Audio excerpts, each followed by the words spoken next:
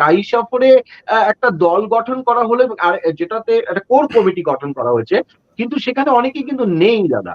এবং আমি এক দুজনের নাম বলতে পারি, যেমন শঙ্কর ঘোষ। শঙ্কর ঘোষ কিন্তু উত্তরবঙ্গের অন্তত হাতের তালুর মতো চেনেন কিছু জায়গা, তিনি কিন্তু নেই। আমি এটা বলছি না, কারণ নির্বাচনটা কিন্তু খুব গুরুত্বপূর্ণ পশ্চিমবঙ্গে।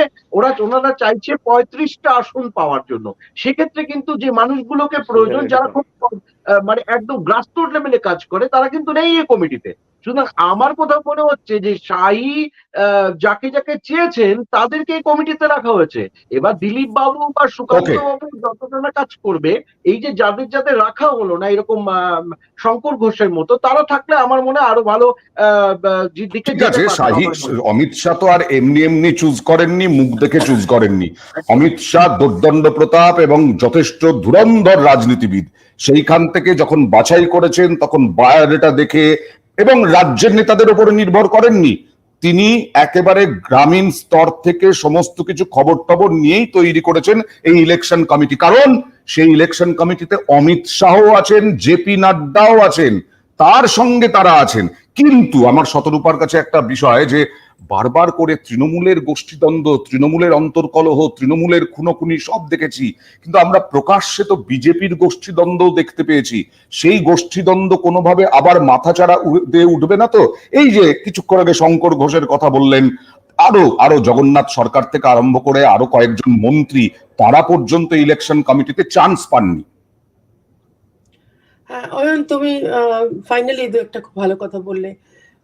যে কথাগুলো বলেন বা যেটা করেন, অনেক ভাবনা চিন্তা করে করেন। সাধারণ মানুষের মাথার সঙ্গে ওনার মাথা চুল কম থাকতে পারে, কিন্তু মাথার মধ্যে যা চলে সেটা সত্যি সত্যি সাধারণ মানুষের সঙ্গে কোনো তুলনা করা যায় না। আমি এক এক করে আসি।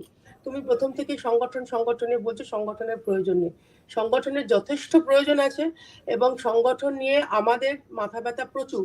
তুমি জানো নিশ্চয়ই, যথেষ্ট তুমি এক্সপিরিয়েন্স জার্নালিস্ট এবং খবর রাখো তুমি।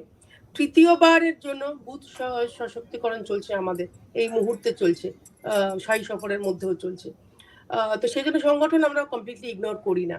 হ্যাঁ, আমরা সার্ভের উপর বেস করি, কারণ আমরা মনে করি যে আমি যে লেভেলে আছি, বা আমি যে লেভেলে আছি বলতে যে কোনো কার্যকর্তা যে লেভেলে আছে, আমরা যখন কারোর কাছে যাই যে ভাই তোমার কি প্রয়োজন, আমি যেটা বুঝতে পারি সেটা বেসিক একটা কোথাও বায়াস থাকে, আমি আমার মতন করে দেখবো।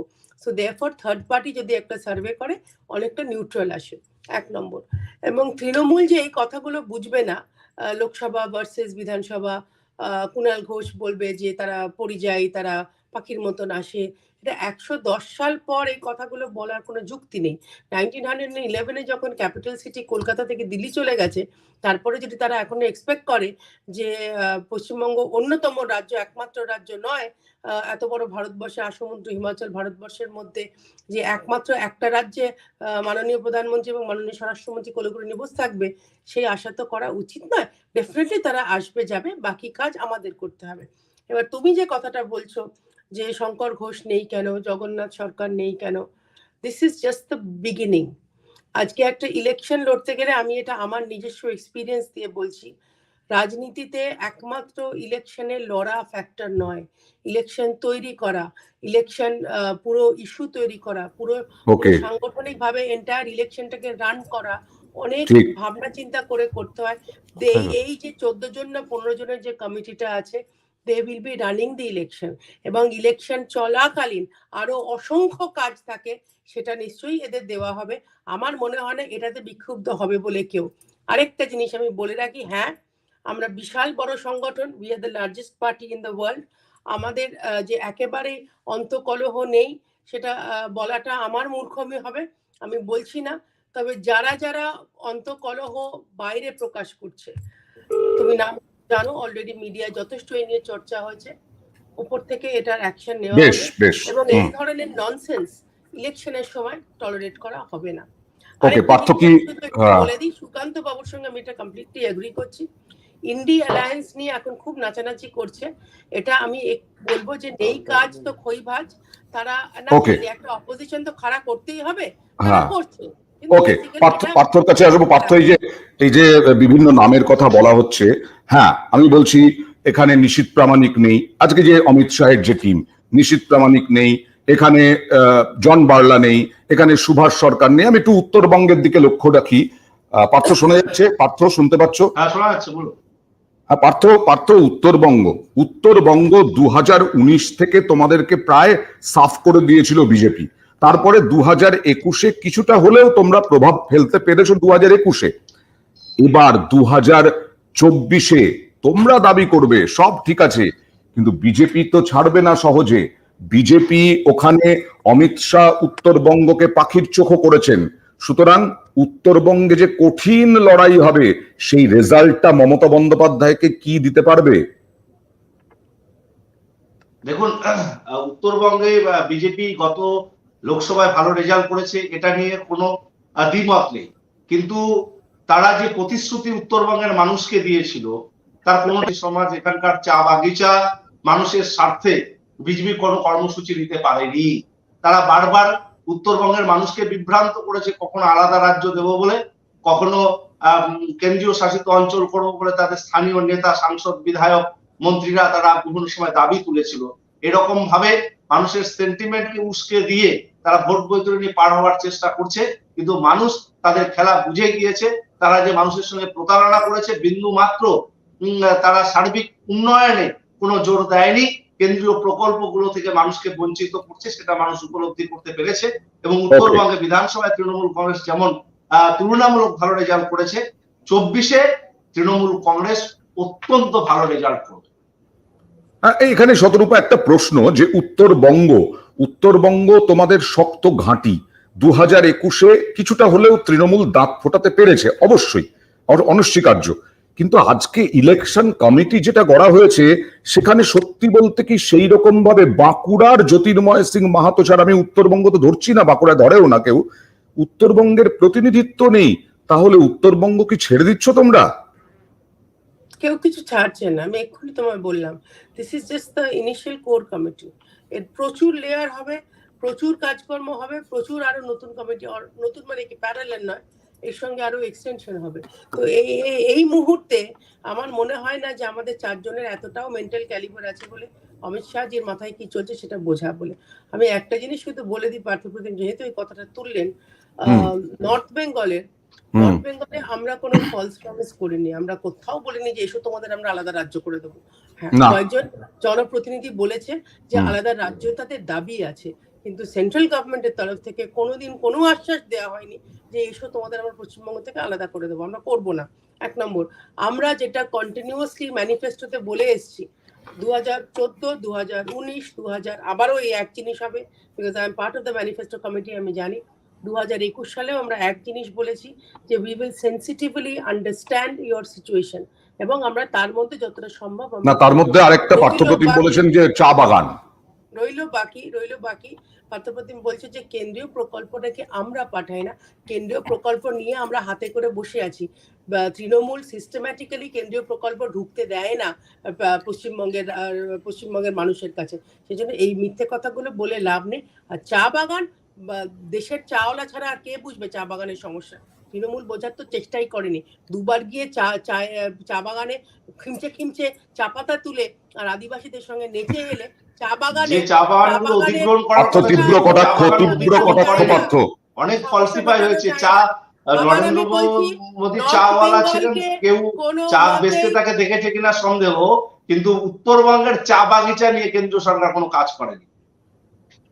চা বাগান নেই, চা তুমি দেখেছো কিনা তো আমার জানার দরকার নেই। নরেন্দ্র মোদী চা বেচতো কি বেচতো না সেটা তোমায় প্রমাণ দেবার প্রয়োজন নেই পার্থপ্রতিম।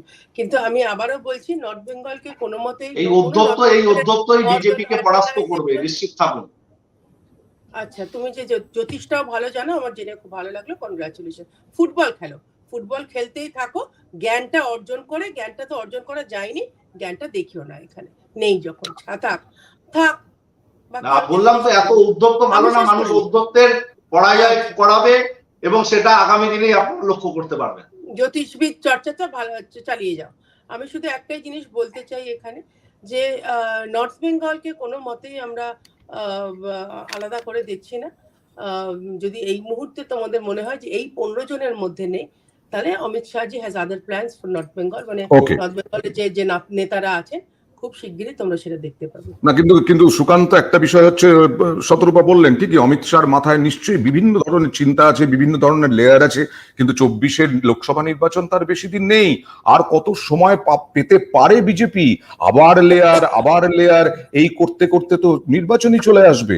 না, বয়নদা, যেটা দীপক বর্মনকে রাখা হয়েছে, আমার মনে হয় দীপক বর্মন থেকে আমি আমি কোনো রাজনৈতিক দলের পক্ষে বা ওনার দলের হয়ে কিছু বলতে চাই না, আমি এর থেকে অনেক এগিয়ে রাখবো শঙ্কর ঘোষ এদেরকে, কারণ এরা গ্রাসরুট লেভেলের রাজনীতি করে। এবার উনি যেটা বলছে, এই লেয়ার থেকে আবার একটা লেয়ার মানে আরো তৈরি হবে, তাতে কিন্তু গুরুত্বটা কিছুটা হলো, সবাই তো একটু চায় যে উত্তরবঙ্গের কিছু মানুষ ওখানে থাক যারা অ্যাটলিস্ট না, রেজিমেন্টের দলে আবার গুরুত্ব পাওয়া না পাওয়ার কি আছে সুকান্ত? আমি তৃণমূল কংগ্রেসের যে উত্তরকন্যা তৈরি হয়েছে তা থেকেই বা কতটা সহযোগিতা পাচ্ছে উত্তরবঙ্গের মানুষ সন্ধ্যা, সেক্ষেত্রে আমি বলছি, সুতরাং উত্তরবঙ্গ নিয়ে শুধু বঞ্চিতর খেলাটা এটা না করাই ভালো। আমি এটা বলছি না যে উত্তরবঙ্গে নেই বলে উনি ছত্রপতি বলছে পরে তাদেরকে যুক্ত করা হবে, তাতে উত্তরবঙ্গে আমি ভুল বুঝছো। আমি বলছি শঙ্কর যে গ্রাসরুট লেভেলের নেতা, এবং শঙ্কর এত সুন্দর করে নর্থ বেঙ্গলের লোকেদের কথা উত্থাপন করতে পারে, সেটা যদি তুমি আমি জানি, সুকান্ত বাবুও জানে, নয়ন জানে, তাহলে কি অমিত শাহজি জানেন না? তাহলে কি সুকান্তকে শঙ্করকে সাইডলাইন করে দেবে? শঙ্করের জন্য অন্য কিছু ভাবনা চিন্তা করছে কিনা আমরা জানছি কি করে? Wait and watch, this is Amit Shah, এটা আমরা সাধারণ লোক নই। কোথায় কাকে দেবে, কিভাবে দিলে কোনটা এফেক্টিভ হবে, অমিত শাহ থেকে বেটার কেউ জানে না। একদম। আমি পার্থপ্রতিম রায়কে বলবো, এই যে উদ্ধত্তের কথা বলছো না, এটাও তো উদ্ধত্ত নয় কি? যে আজকে যে অমিত শাহ যে ইলেকশন কমিটিটা গড়ে দিলেন, সেটাকে বলা হচ্ছে যে বিজেপির কমিটি এখন থেকে বেঁচে রাখলেন, ভরাডুবির পর কাদের দায়ী করতে পারবেন, এটা ভরাডুবির কমিটি। এটাও কি ঔদ্ধত্য নয়? দেখুন, বিজেপি সাংগঠনিকভাবে কাকে কাকে দায়িত্ব রাখবে সেটা তাদের বিষয়, কিন্তু আমরা মনে করি অমিত শাহ এর আগেও বাংলায় এসে অনেক বড় বড় কথা বলেছেন সাংগঠনিক স্তরে, যে তৃণমূল কংগ্রেসকে একদম নির্দ্বিধায় উড়িয়ে দেবেন কিংবা 200-র বেশি আসন পাবেন, কিন্তু তিনিও তার ভবিষ্যৎবাণী ফলেনি, অর্থাৎ তিনিও যে সাংগঠনিক ভাবে বাংলা উপলব্ধি করতে পারেননি, এটা তার প্রকৃষ্ট উদাহরণ। তো স্বাভাবিকভাবে অমিত শাহ কি ভাবছে না ভাবছে তার বিষয়, তবে আমরা তৃণমূল কংগ্রেস যারা করি, আমাদের সাংগঠনিক যে কর্মসূচি, আমাদের তৃণমূল কংগ্রেসের মাননীয় মুখ্যমন্ত্রীর যে উন্নয়ন, তৃণমূলই বলছে এটা ভরাডুবির কমিটি, তৃণমূলই বলছে এটা ভরাডুবির কমিটি। ভরাডুবির কমিটি তো আমরা বরাবর বলবো, এই কারণে বিজেপি তো বরাবর বাংলায় এসে ফেল করছে, তারা যতটা বলেছে ততটা করতে পারেনি, এবং আগামী দিনে আরো ভরাডুবি হবে, তাই ভরাডুবি বলেছে একদম আউটার পার্সপেক্টিভ। কিন্তু তার ভেতরে কাকে কমিটিতে রাখবে না রাখবে তারা তাদের একান্তই সাংগঠনিক বিষয়, এই বিষয়ে আমাদের কিছু বলবার নেই।